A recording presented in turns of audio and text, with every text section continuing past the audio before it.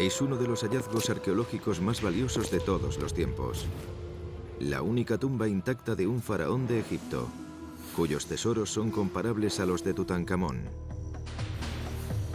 Este descubrimiento podría arrojar luz sobre uno de los periodos más oscuros de la historia de Egipto. Pero lo más probable es que nadie haya oído hablar de él. Hoy, sus utensilios y tesoros vuelven a ser estudiados. Y los restos del faraón examinados. Estoy tan emocionado que casi no puedo hablar. Todas nuestras suposiciones sobre el pasado pueden quedar desmentidas si nos sumergimos en los misterios del faraón de plata de Egipto.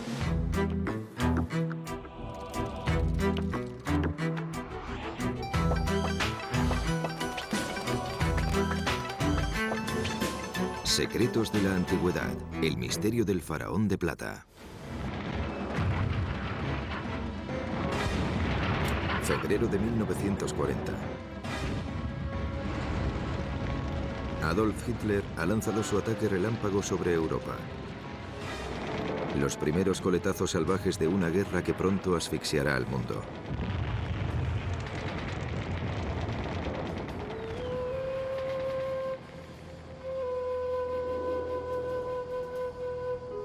Por el momento, Egipto está lejos del campo de batalla. En una excavación cerca del Nilo, un equipo de arqueólogos franceses llevan trabajando más de una década.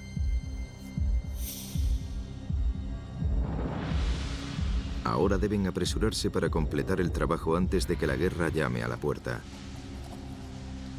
El profesor Pierre Montet, jefe del equipo de arqueólogos, informa de un descubrimiento extraordinario. Ha descubierto un faraón del que muy poca gente ha oído hablar. Y de una era que muy pocos conocen.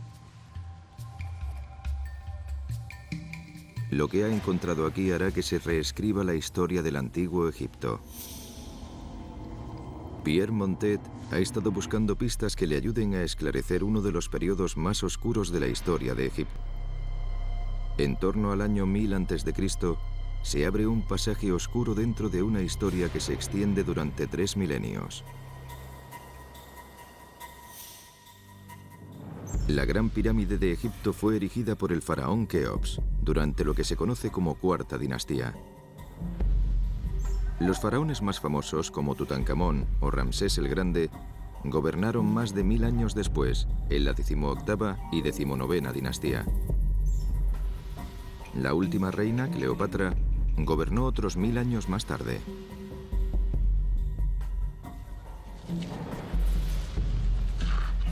El doctor Peter Lacovara es egiptólogo y se basa en inscripciones y jeroglíficos para datar este inmenso periodo de tiempo.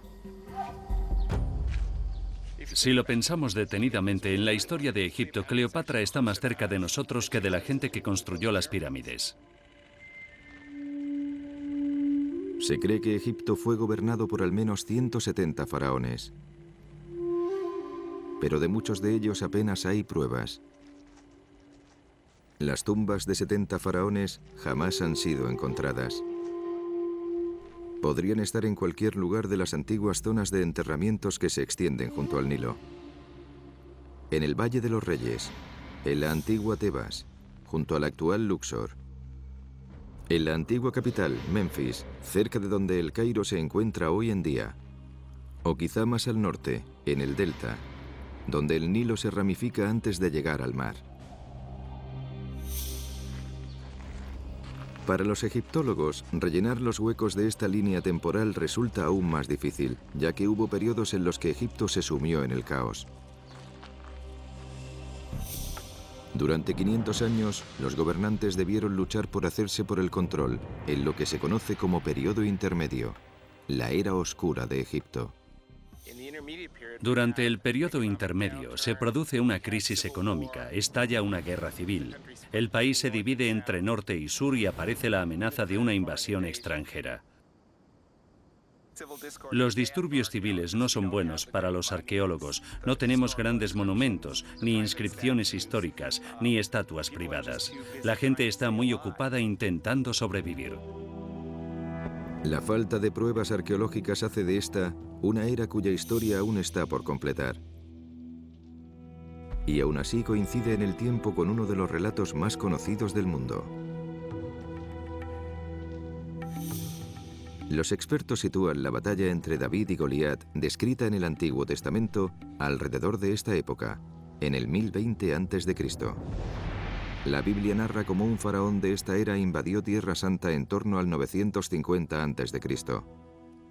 Sobre este muro vemos a Shoshank I, que también aparece en la Biblia como Shishak, y que saqueó el templo de Salomón y trajo el Arca de la Alianza de vuelta a Egipto. Son estas misteriosas historias que unen Egipto con Tierra Santa las que inspiran a Pierre Montet. Comenzó las excavaciones en 1928 en Tanis, en el delta del Nilo. Otros arqueólogos ya habían excavado aquí.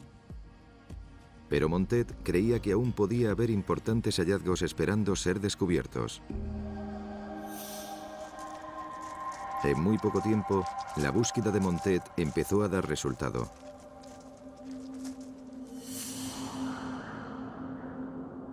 A lo largo de los años 30 desenterró los restos de un enorme templo, cuyas inscripciones indican que estaba dedicado al dios supremo de Egipto, Amón. Todo el complejo está protegido por un enorme muro de adobe, dentro del cual Montet pensaba que podía haber tumbas esperando ser descubiertas. En Hollywood incluso se llegó a imaginar que el arca perdida podía estar enterrada en Tanis. Y como Indiana Jones, Montet también tuvo que enfrentarse a la amenaza de los nazis.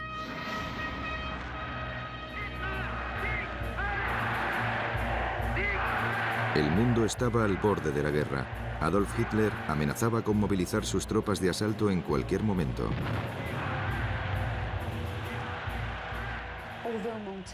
Aunque Montet había encontrado muchos bloques tallados, fragmentos de templos y otras cosas, aún no había desenterrado nada verdaderamente espectacular que arrojara luz sobre este mundo. Al mismo tiempo, el estruendo de la guerra se había extendido por Europa, de modo que siempre debía tener un ojo puesto en todo lo que ocurría, por lo que debió de haber sido un periodo de mucha tensión para él. En Tanis, el equipo de Montet casi había terminado de peinar todo el complejo del templo cuando se topó con algo cerca del muro.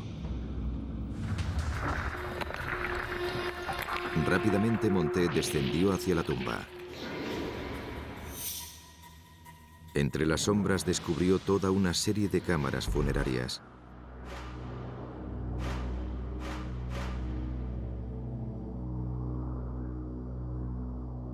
Pero sus peores temores se confirmaron rápidamente. Montet debió de sentir cómo se le hundía el corazón al entrar aquí, porque vio un agujero en el techo que no debía existir, y eso obviamente significaba que los saqueadores de tumbas habían entrado aquí antes que él. Se trataba de una tumba real, datada en torno al 850 a.C. Las inscripciones indican que esta tumba pertenecía a Osorkon II, que fue un faraón de la 22ª dinastía, y también que varios de sus familiares fueron enterrados aquí. Fue todo un descubrimiento significativo, pero no era una tumba real intacta y no saqueada. Montet era realista. En toda la historia de la arqueología en Egipto, ningún arqueólogo ha encontrado la tumba de un faraón que no haya sido saqueada. Pero no pensaba rendirse. Montet ordenó a su equipo que ampliaran el área de excavación hasta esta zona a unos 9 metros. Allí había un segundo complejo funerario, justo al lado del que ya había sido saqueado. Montet apenas podía creerlo. Pero esta vez la tumba parecía estar intacta.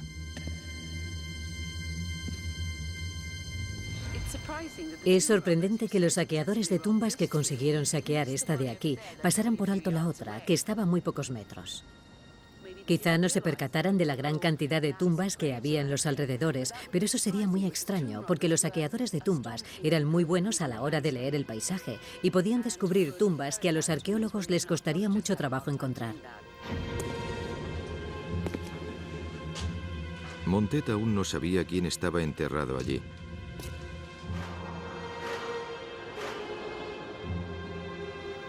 Pero en cuanto entró en la antecámara, la respuesta salió a la luz.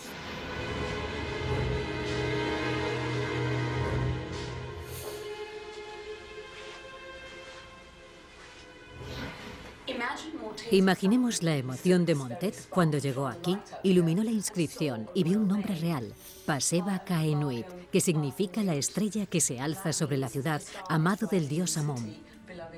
Y después vi otros muchos nombres reales, porque los faraones tenían infinidad de ellos. Aquí vemos, grandes son las manifestaciones de Ra, el elegido del dios Amón. De modo que tenemos una tumba que parecía estar intacta, y a este faraón se le conocería por su nombre griego, Susenes I. Para Montet, Susenes era una figura misteriosa. Uno más de una línea de faraones cuyo tiempo y cuyas vidas eran casi desconocidas. El periodo intermedio, cuando el poder estaba dividido, duró más de 500 años. Susenes reinó poco antes del principio de esta era de caos. Gobernó el norte de Egipto desde aquí, Tanis. Aunque el verdadero poder y la riqueza estaban más al sur, en la antigua capital, Tebas.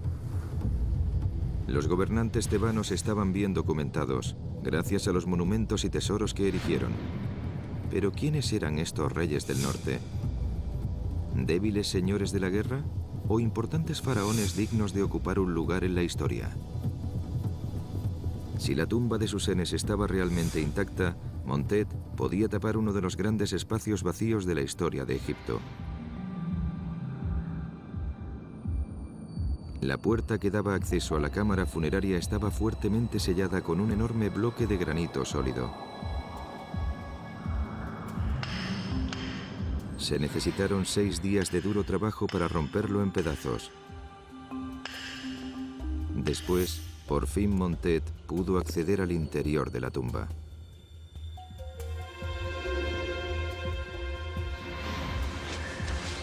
Era todo lo que siempre había deseado.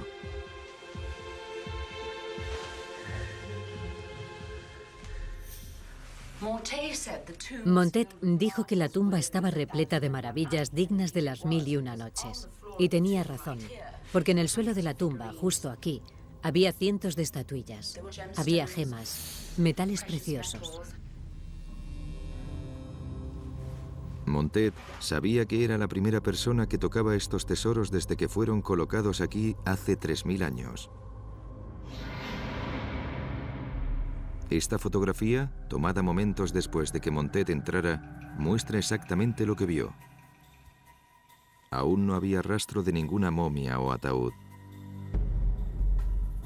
Se encontraba, como era habitual en las tumbas de los faraones, dentro de un enorme sarcófago de piedra que ocupaba casi toda la cámara.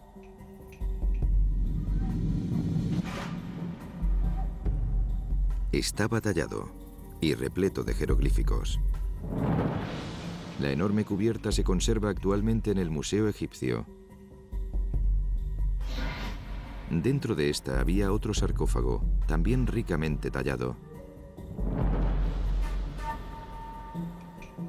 Montet y su equipo tuvieron que hacer palanca con mucho cuidado para abrir este sarcófago de granito y encontrar el verdadero ataúd del faraón en el interior. Cuando la noticia del hallazgo se difundió, Montet recibió la visita de un importante invitado.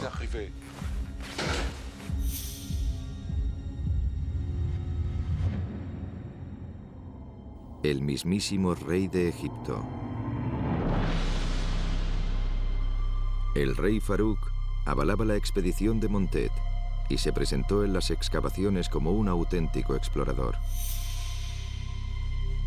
Montet accedió a mantener sellado el hallazgo más importante, el ataúd de Susenes, hasta que el rey llegara para presenciar tan increíble descubrimiento. El féretro mostraba la rúbrica del hombre que reinó sobre Egipto hace más de 3000 años.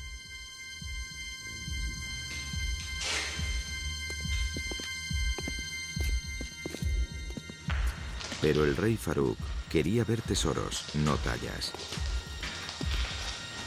Se le había prometido que vería algo único, muy diferente a todo lo que había visto en otras excavaciones.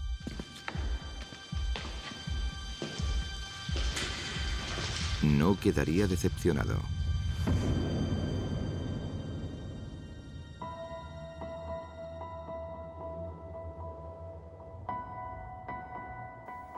El sarcófago es una figura humana, tallada en plata, no en oro, como es costumbre.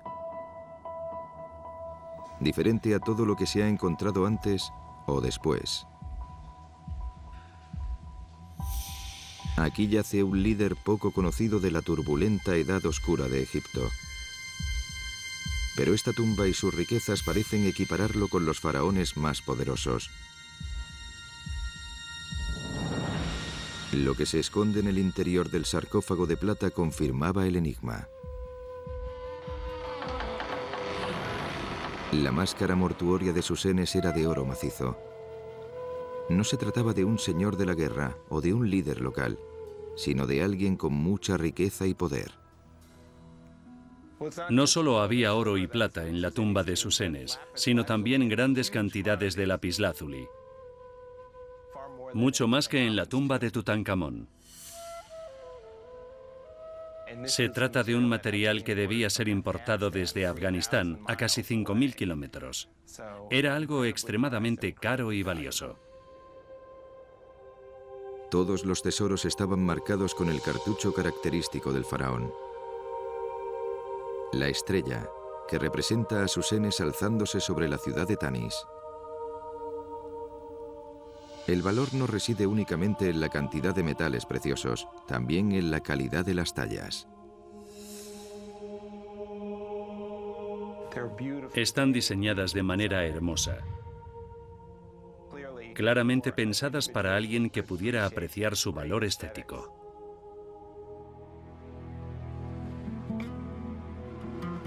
Montet deseaba tener meses para examinar con detenimiento todo lo que había encontrado, pero no tuvo ese lujo.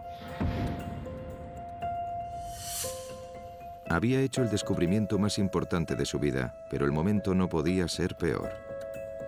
Los ejércitos de Hitler se han apostado en la frontera francesa. La invasión es solo cuestión de semanas. Montet ordena cerrar la excavación y se apresura a regresar a Francia con su familia. No volverá hasta dentro de 5 años. Los secretos de la tumba de Susenes son llevados a El Cairo para ponerlos a salvo. Aunque se trata de uno de los momentos más grandiosos de la arqueología, el descubrimiento de Montet pasa casi desapercibido.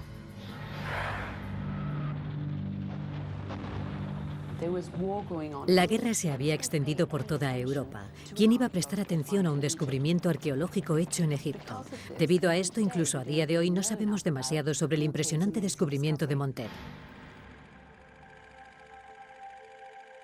Cuando Tutankamón fue desenterrado en 1922, se le dedicaron titulares por todo el mundo. Y cuando su momia fue analizada, las cámaras también estuvieron allí.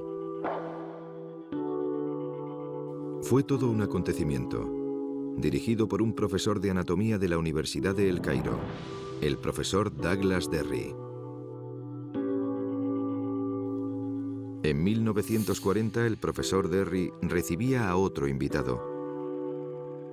Un faraón desconocido llamado Susenes había sido encontrado en el norte, o al menos lo que quedaba de él. Estaba enterrado en el delta del Nilo, donde hay un ambiente muy húmedo, mientras que otras momias fueron enterradas en el Valle de los Reyes, que está en el desierto. Cualquier momia enterrada en el delta se descompone con rapidez debido a la humedad. Resulta muy difícil estudiar momias enterradas allí.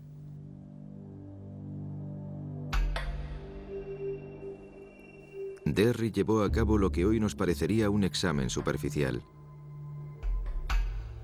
Podía decir con certeza que Susenes había muerto siendo ya anciano, pero pasó por alto pruebas muy importantes. Después, los huesos fueron enterrados de nuevo, pero esta vez no en una tumba real, sino en los archivos de la universidad.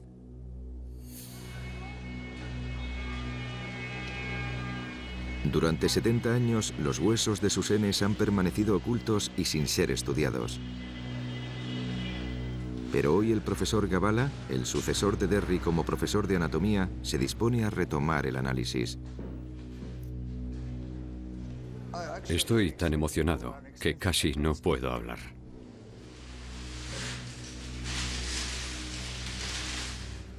No existe ningún estudio detallado sobre este esqueleto que especifique su estado de salud o su modo de vida. Las pruebas del primer examen que se hizo están aquí. Los huesos más pequeños siguen en las viejas cajas de cigarrillos del profesor Derry.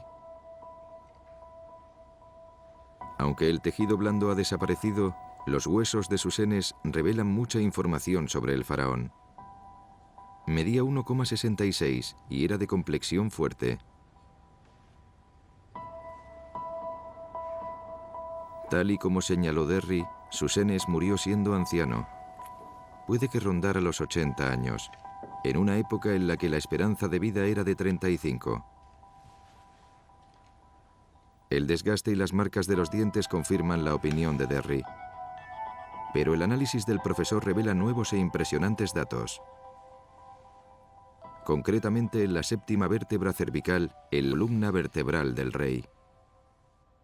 Este es un descubrimiento que he hecho durante mi análisis. El rey se rompió la columna y se recuperó estando aún con vida. Y ahora la fisura está reparada.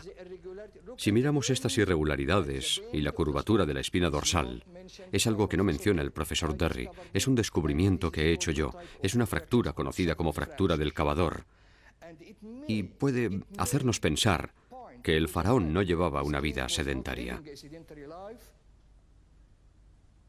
Esta fractura se produce por un trabajo excesivo de las extremidades superiores. La fractura vertebral de Susenes se curó con el paso del tiempo. Pero también hay pruebas de una enfermedad crónica en la zona lumbar. El rey sufría una enfermedad de los tejidos conjuntivos, una enfermedad reumática que provocaba la osificación de los ligamentos de la columna vertebral. El profesor Derry lo mencionó en su análisis, pero no diagnosticó la causa. El primer análisis detallado de los huesos de Susenes proporciona información muy valiosa sobre su vida. Y ahora, por primera vez, una artista forense intentará descubrir cuál era su aspecto real.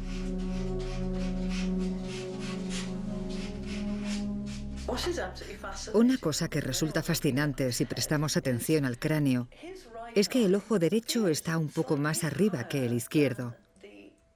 La cuenca ocular está más arriba, de modo que este pómulo empieza antes y termina antes que este otro. Esto tenía que reflejarse en el rostro. Melissa Drin es licenciada en Psicología e Identificación Facial y ha trabajado como reconstructora forense con el FBI. Muerto hace más de 3000 años, el faraón de plata está a punto de volver a la vida. Susenes. Aquí lo tenemos.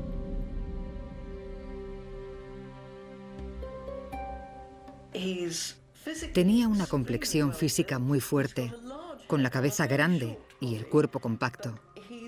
No tuvo problemas para emplear su cuerpo en algún tipo de esfuerzo intenso. También había perdido los dientes en ambos lados, por lo que parecía una especie de cascanueces. Y podía cerrar la mandíbula con mucha fuerza. Tiene una expresión decidida y una mirada sensata. El hecho de que Susenes viviera tantos años a pesar de su historial médico permite a los egiptólogos afirmar que, sobre todo, era un superviviente. El hecho de que fuera físicamente tan fuerte y tan longevo debió haber contribuido a su éxito como gobernante. Gobernó sobre esta zona durante 46 años, lo cual es mucho tiempo. La gente como Tutankamón moría en la adolescencia, así que alguien como Susenes debió de destacar mucho. Con 46 años, el reinado de Susenes es uno de los más largos de todos los faraones de Egipto. Los tesoros de su tumba y su apariencia física han proporcionado numerosas pruebas. Pero los arqueólogos aún tratan de esclarecer la época oscura producida en torno al año 1000, cuando faraones como Susenes tuvieron que compartir el poder con sus rivales del sur del reino. Resulta irónico que esta época oscura de la historia de Egipto siguiera un periodo en el que los faraones gozaron de su máximo poder. Las semillas de la crisis que se vivió durante el reinado de Susenes fueron sembradas 200 años antes, por el faraón más poderoso de todos. Egipto alcanzó la cúspide de su poder con Ramsés II, Ramsés el Grande. Fue un constructor muy prolífico, el más grande que Egipto jamás había visto, y llegó a tener 100 hijos. Antes de Ramsés, en Egipto solo había dos centros de poder: Tebas y Memphis. La desmedida ambición de Ramsés le llevó a erigir una capital totalmente nueva en el delta del Nilo. La llamó Pir Ramsés, la casa de Ramsés. Pero Ramsés se divertía con un juego muy peligroso. La región del Delta era una de las zonas fronterizas de Egipto antes de que Ramsés empezara a colonizarla y a construir su nueva capital. Pero de algún modo, eso rompió el equilibrio. Mientras un gobernante fuerte como Ramsés el Grande podía mantener el control, en cuanto llegara uno más débil, el delta del Nilo podría quedar aislado.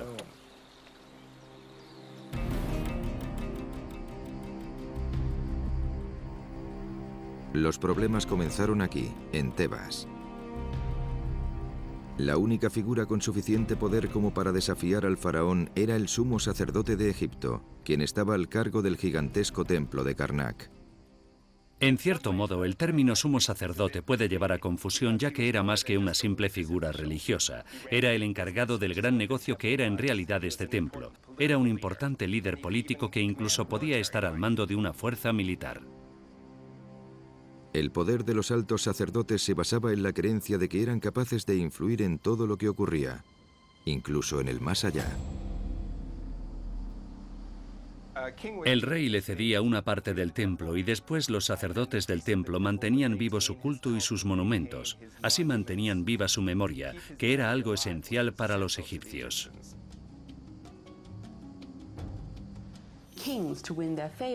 Los reyes que querían ganarse su favor les concedían derechos de pesca y de caza, o también para explotar las minas y comerciar en el Nilo. De modo que los sacerdotes amasaban grandes riquezas. Con el paso del tiempo fueron adquiriendo más y más riqueza, hasta que finalmente pensaron, ¿por qué no nos convertimos en reyes? El desafío de los sacerdotes alcanzó el grado de crisis poco antes de que Susenes llegara al poder. Aquí vemos cómo el sumo sacerdote es casi tan grande como el faraón. Vemos que los otros sacerdotes son más pequeños. Anteriormente en Egipto, todo el mundo era más pequeño que el faraón, para mostrar así su estatus. Pero aquí vemos cómo el sumo sacerdote ha ganado tanto poder que es casi tan grande como el faraón.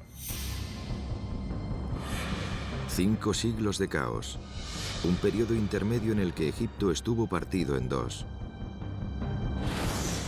El sumo sacerdote se hizo con el control del sur, mientras que el faraón se exilió a la región fronteriza, al delta.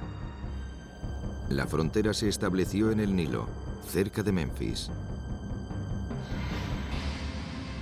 ¿Cómo convirtió Susenes esta pequeña provincia del norte en un próspero reino digno de un rey? Los investigadores recurren a los tesoros de la tumba de Susenes en busca de respuestas. La prueba irrefutable aparece en este pequeño plato de plata de aspecto insignificante llamado patera. Los investigadores hallaron símbolos que les resultaban familiares, entre los que se incluían la estrella y el pájaro. Pero esta vez, el cartucho contenía más símbolos.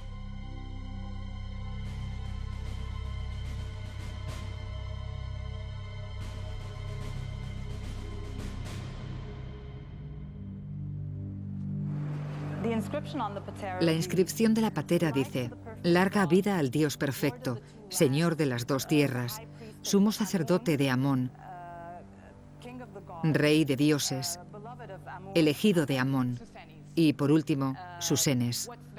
Lo más importante es que gracias a este plato sabemos que ostentaba el título de sumo sacerdote de Amón en el norte. De pronto, al descifrar estos jeroglíficos, todo cobra sentido. Susenes no solo era faraón, también era sumo sacerdote. El misterio del fabuloso tesoro escondido queda por fin resuelto. Tradicionalmente, el faraón obtenía su riqueza de los impuestos. Si eras granjero, que es lo que eran la mayoría de los habitantes de Egipto, tenías que entregar una parte de tu cosecha al tesoro del faraón. Tal y como hemos visto, el sumo sacerdote estaba adquiriendo más riqueza que el faraón. Pero de esta manera, Susenes combinaba ambas fuentes de riqueza, la riqueza del templo y la riqueza tradicional del faraón. Pero ¿cómo consiguió Susenes forjarse una posición tan poderosa? Eso es algo que se responde examinando las conexiones familiares del clan que gobernaba sobre Egipto. Las pistas nos llevan hasta el hombre que hizo el papel de padrino en medio de la confusión, el sacerdote y gobernante local Pinetjem. Pinetjem fue el sumo sacerdote del templo de Karnak en torno al 1070 a.C. Tenía 4 hijos, 3 de los cuales le sucedieron como sumo sacerdote. Pero uno, Susenes, se fue a Tanis, donde se convirtió en faraón, y también recibió el título de sumo sacerdote de Amón en el norte.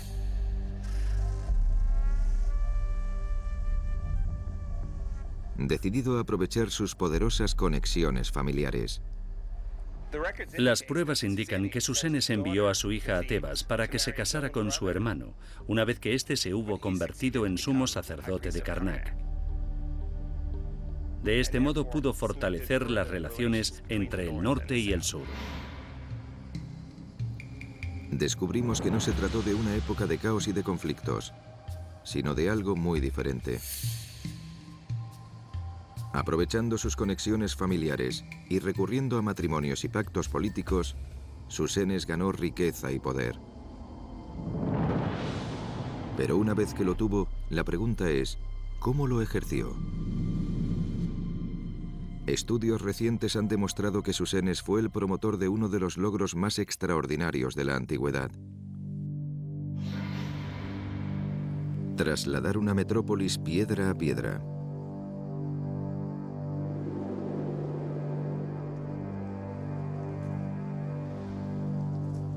La localización exacta de la famosa capital de Ramsés, Pi-Ramsés, era uno de los grandes enigmas arqueológicos del mundo. Una ciudad de 1/4 millón de habitantes, una de las más grandes del mundo antiguo, desaparecida entre las dunas. Ha sido el santo grial de la arqueología egipcia durante décadas, encontrar Pi-Ramsés. En los años 30, antes incluso de descubrir la tumba de Susenes, Pierre Montet encontró muchísimas reliquias antiguas en Tanis y en su mente comenzó a darle forma a una posibilidad increíble. ¿Habría encontrado el santo grial de la arqueología? Montet estaba totalmente convencido de que había encontrado la ciudad perdida de Pi-Ramsés, de modo que pensó que Tanis y Pi-Ramsés eran la misma ciudad. La razón por la que llegó a esa conclusión es porque encontró infinidad de bloques y estatuas tallados con el nombre de Ramsés II, como está aquí. Aquí podemos ver el cartucho con el nombre real de Ramsés II. De modo que todos estos cartuchos que estaban diseminados por todo el lugar le llevaron a pensar que esta era la ciudad de Pi-Ramsés.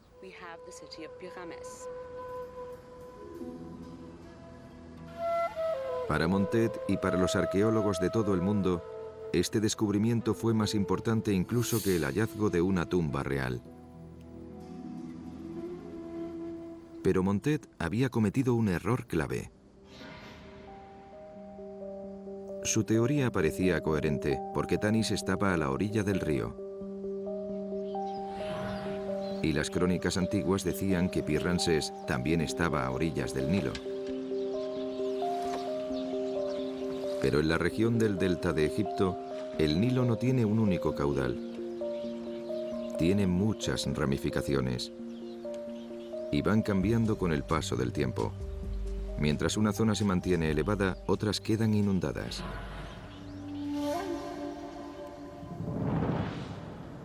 En la década de los 70, los arqueólogos empezaron a cuestionar los hallazgos de Montet. Se centraron en un pequeño asentamiento a 20 kilómetros de Tanis.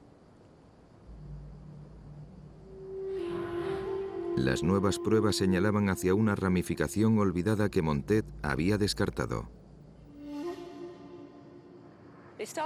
Empezaron a excavar y encontraron gran cantidad de cerámica del periodo de Ramsés. De manera que emplearon un georradar para inspeccionar la zona. Y las lecturas revelaron una enorme ciudad. Los cimientos de la ciudad aparecieron en estas lecturas. El Nilo, por donde una vez había fluido, y las imágenes fantasmales de la ciudad perdida de Ramsés. Aquí había un templo,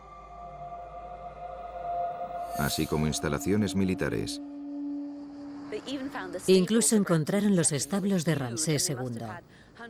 Eran enormes y debían de haber albergado cientos de caballos. De hecho, se usaban para practicar. Incluso hemos encontrado huellas de herraduras que dejaban los caballos al galopar. Era una ciudad muy grande y compleja que tenía todas las características de la capital de Ramsés. Hoy, ni siquiera los cimientos pueden verse sobre el nivel del suelo.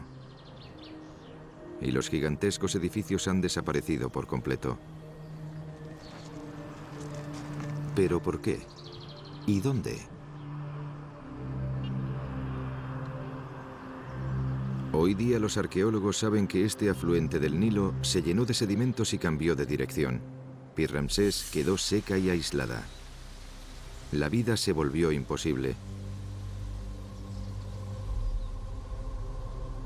Las crónicas indican que ocurrió en la misma época en la que Susenes llegó al trono, 1047 a.C.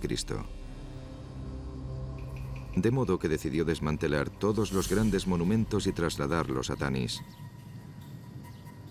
Puede que Susenes no sea famoso por erigir una gran capital, pero sí que rescató una. Imaginemos el enorme trabajo que debió de haber supuesto.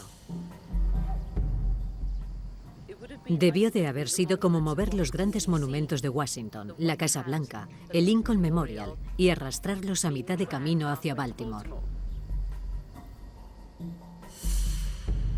Sin las lecturas del radar, puede que la gran hazaña de Susenes jamás hubiera salido a la luz.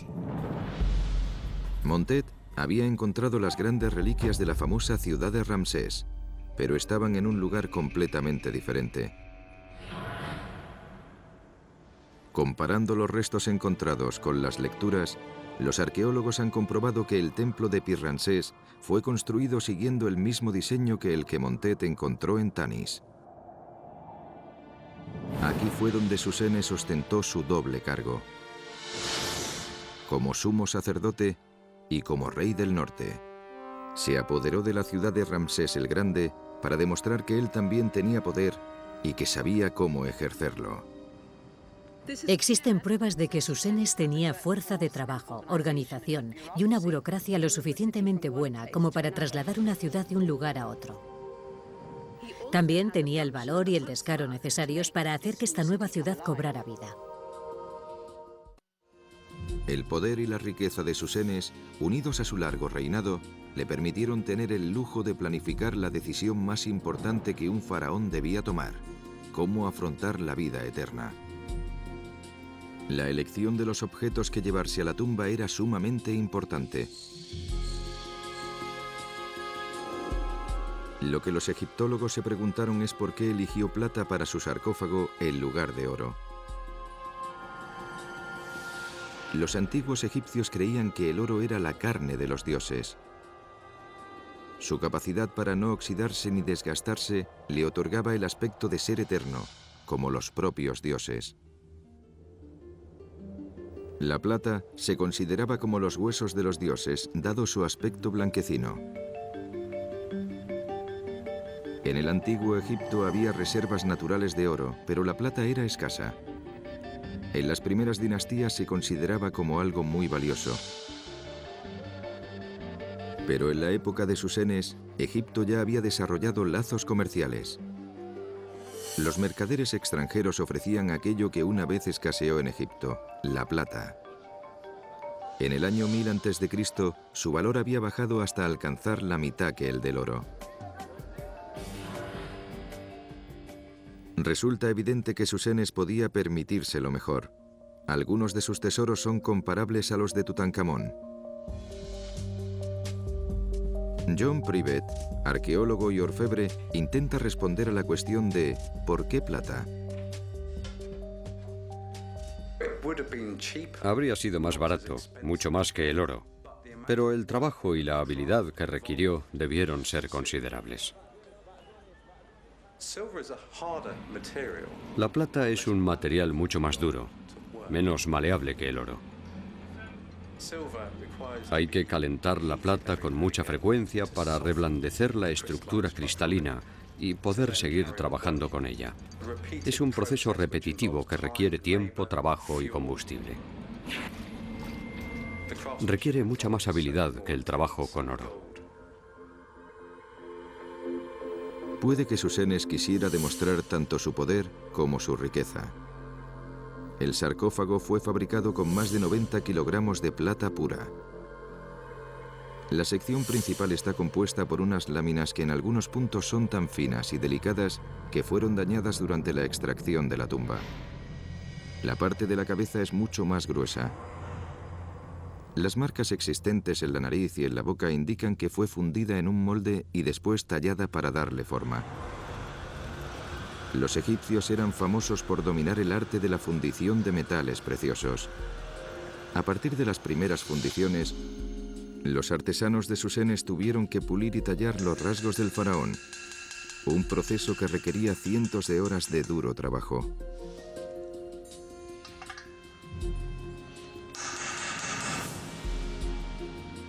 Hoy, el sarcófago de plata es uno de los grandes tesoros del Museo Egipcio, un recordatorio permanente del impresionante hallazgo de Montet. Él moriría en 1966, creyendo que la ciudad que había descubierto era Pi-Ramsés. Pero su impresionante descubrimiento de la tumba de Susenes sigue siendo uno de los momentos clave de la arqueología. Susenes jamás ha disfrutado de la fama de Ramsés o de Tutankamón, pero su estrella comienza a elevarse. Actualmente los investigadores han retomado el trabajo iniciado por Montet y empiezan a levantar el velo de la que se considera como la Edad Oscura de Egipto. Susenes fue un hombre increíble. No solo trasladó la capital de un lugar a otro, sino que también construyó una espectacular tumba que ha conseguido resistir al paso del tiempo y a los expolios de los saqueadores. Su figura debe ser reevaluada y debemos prestar una mayor atención a este destacado faraón de la 21ª dinastía. Susenes habría pensado que erigiendo un enterramiento tan elaborado, estaría asegurándose la inmortalidad. 3000 años más tarde, podemos volver la vista atrás y decir que eso es exactamente lo que consiguió.